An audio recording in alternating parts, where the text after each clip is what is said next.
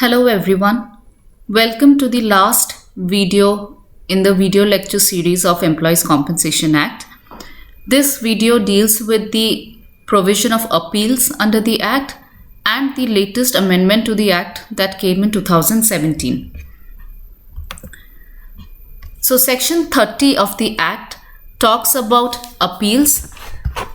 It is given in very clear terms in the provision. The provision is divided into two parts. First, it talks about questions or matters against which an appeal to the High Court can be filed. So these that you see on your screen are matters or orders of the Commissioner against which an appeal to the High Court may be raised. The first one is an order of the Commissioner awarding compensation as lump sum, whether by redemption or a half-monthly payment or otherwise.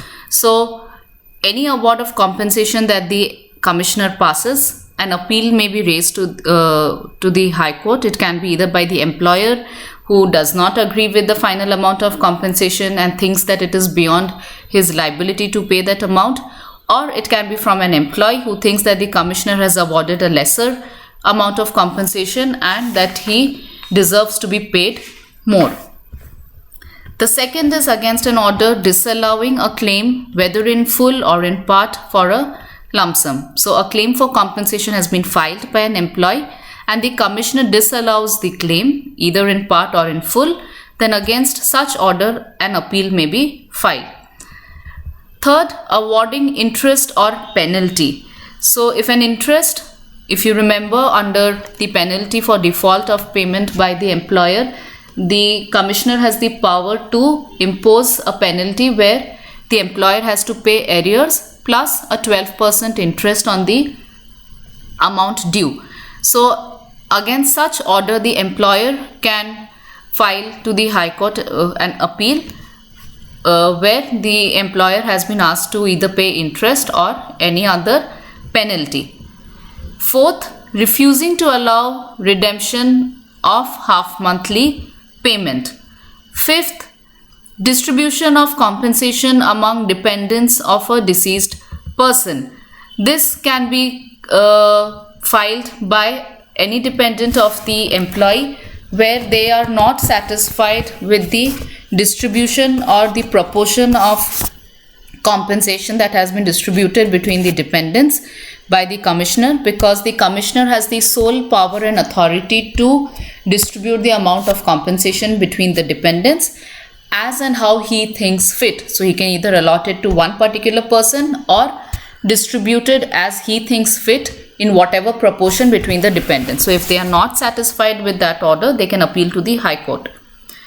Then you have disallowing any claim of a person alleging himself to be a dependent. Again, it is for a deceased employee where a dependent claims for compensation, where the dependent claims to be a dependent but the Commissioner is not satisfied on the same and does not grant him a compensation. Then again, such order, an appeal may be filed. Allowing or disallowing any claim for the amount of an indemnity. This is with respect to contractual workers where the principal employer, after paying the amount of compensation, has the right to be indemnified by the contractor. Any question with respect to indemnity, with respect to the right, with respect to the amount of indemnity has to be decided by the Commissioner, and whatever is decided by the Commissioner, if the principal employer or the contractor are not satisfied by that order, then they can appeal to the High Court. And the last is refusing to register or registering with conditions a memorandum of agreement. Now the Act has a provision where any agreement entered into by the employer and employee has to be registered with the Commissioner, and this is mandatory to be registered. So against such registration where the Commissioner either refuses to register or where the registration is conditional, against such order also an appeal may be filed. So these are the questions or matters against which an appeal can be filed before the High Court against an order of the Commissioner. The second part of the provision of appeal is the 5 aspects for which an appeal is not allowed. That in the following cases that you see on your screen, no appeal can lie to the High Court. The first is against any order unless a substantial question of law is involved. So unless there is a substantial question of law, no appeal can be filed before the High Court. Second, against an order unless the amount in dispute in the appeal is not less than 10,000 rupees. So if a matter is being appealed before the High Court against any order of the Commissioner, the amount in question has to be at least 10,000 rupees. Now earlier this amount was 300 rupees, only 300 rupees, where you could not file an appeal unless the amount is 300 rupees. But with the 2017 amendment, they have now increased it from 300 rupees to 10,000 rupees. So with 300 rupees, the problem was that essentially every compensation amount would be ideally more than 300 rupees. So it makes it eligible for an appeal.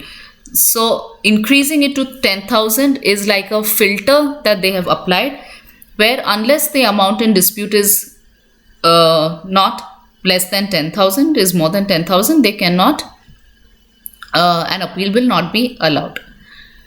Third, appeal is not allowed in any case in which the parties have agreed to abide by the decision of the Commissioner.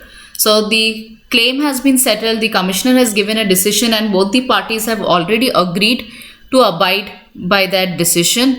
They must have signed before the Commissioner, agreeing to the terms and condition, agreeing to the amount, and thereafter when they decide to raise an appeal, that such appeal is not allowed.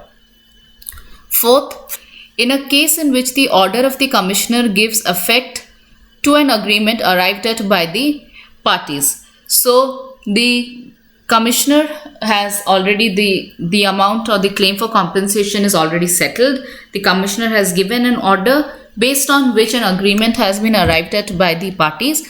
Then in those situations also no appeal is allowed.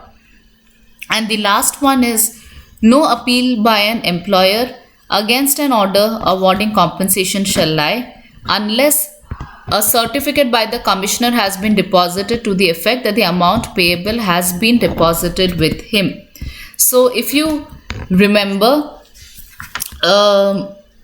we talked about a provision where even if the employer is not agreeable to the amount of compensation that is being claimed by the employee, he still has to make a provisional payment, and thereafter when the employee further raises a claim, it is open for appeal, it is open to further decision by the authorities. So an appeal against an order awarding compensation, if the compensation award, if the Commissioner has already passed an order awarding a compensation and against that the employer wants to appeal to the High Court, then he has to deposit that amount nonetheless with the Commissioner, and the Commissioner has to give a certificate that such amount has been deposited with him by the employer, and only then can the employer go for an appeal to the High Court. So these are the 5 situations where an appeal is not allowed. The second part of the lecture is about the latest amendments to the Act. Now 2017 was the latest amendment to the legislation. There has been no further amendment after that.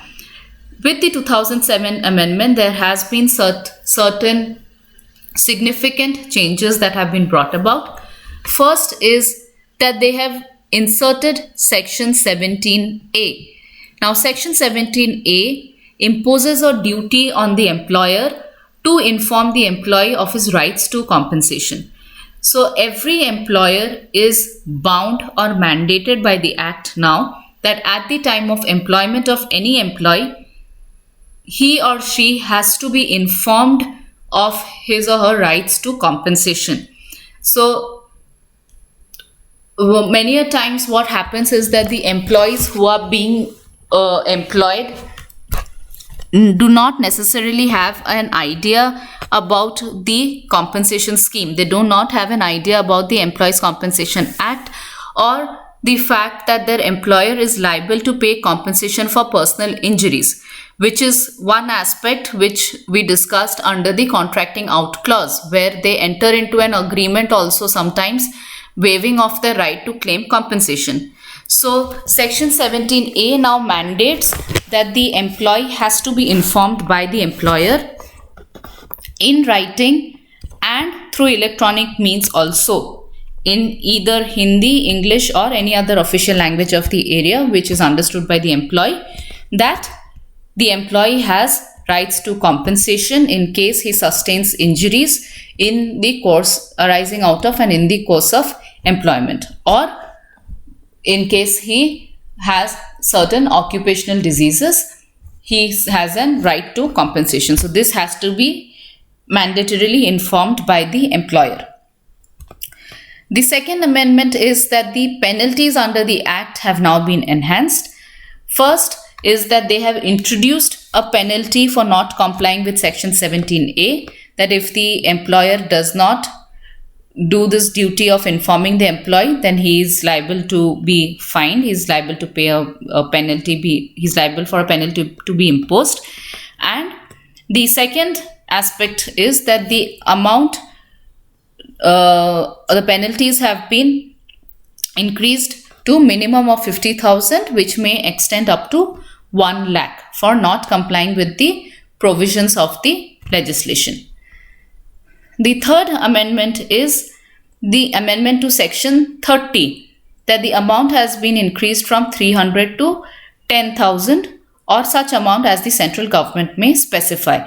Like I mentioned in the previous slide here, that you cannot raise an appeal unless the amount in dispute is less than, not less than 10,000 rupees. This was 300 rupees earlier, and with the 2017 amendment they have increased it to 10,000. And the last amendment is that now section 30A, which initially existed, is deleted from the Act, which talked about withholding of certain payments pending decision of appeal. So it essentially spoke about withholding of certain payments which were to be made while the claim for compensation is pending before the commissioner. So this has now been deleted, and these are the other important amendments that have been brought about. This completes your topic of appeals and the latest amendments, and with this we complete the Employees Compensation Act of 1923 also. In case you have any doubts with respect to what was discussed in this lecture or any of the lectures earlier, please post it in the website.